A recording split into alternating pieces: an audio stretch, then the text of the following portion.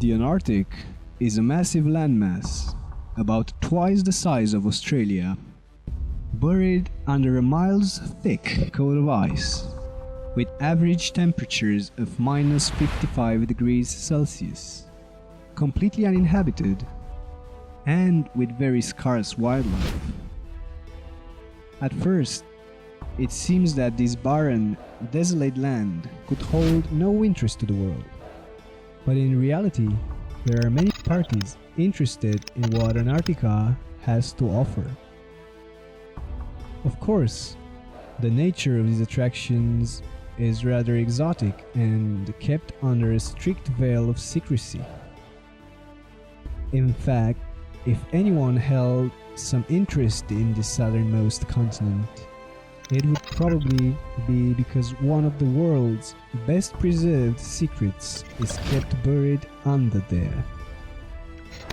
Unlike the Arctic region, which consists of a series of islands scattered across an ice cap above the Arctic Ocean, Antarctica is a veritable continent with icy mountains and landforms buried beneath kilometers of frozen water.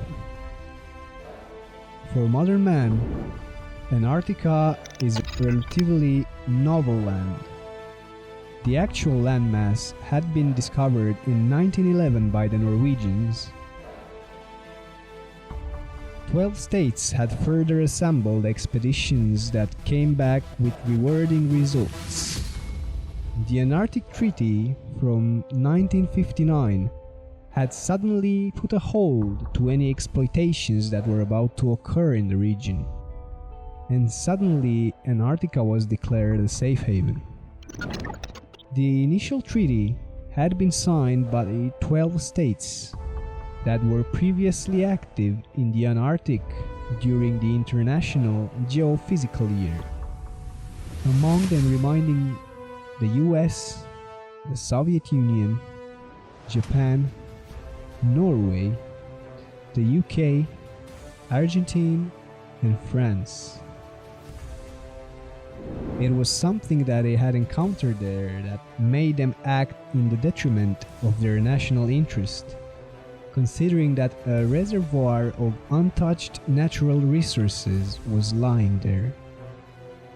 Since then, the interested parties have coined a really dull and tedious image of this unexplored continent. First scientific expeditions from the 90s returned with evidence showing that Antarctica had once been a tropical paradise. But, according to modern scholars, that was around 14 million years ago. And on top of that, they have no clue how the ice came about. And here is where we can smell the cover-up. Not long ago, two ancient maps of Antarctica were discovered, both showing the continent without its massive ice sheet.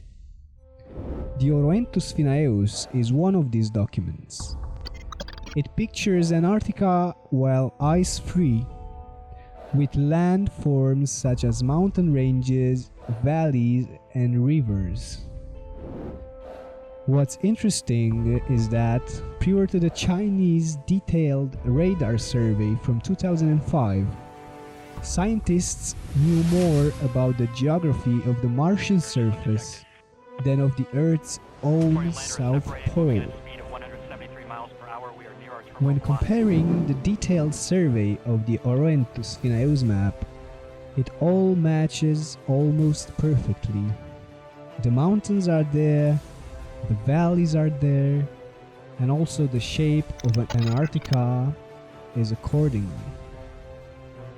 And thus the following questions have arisen. Could Antarctica have been a tropical paradise much earlier than what mainstream scholars have suggested? Were humans mounting expeditions to this land when it had been warm and had supported life? If so, then there's a great discrepancy between the timeline presented by scientists and the actual reality.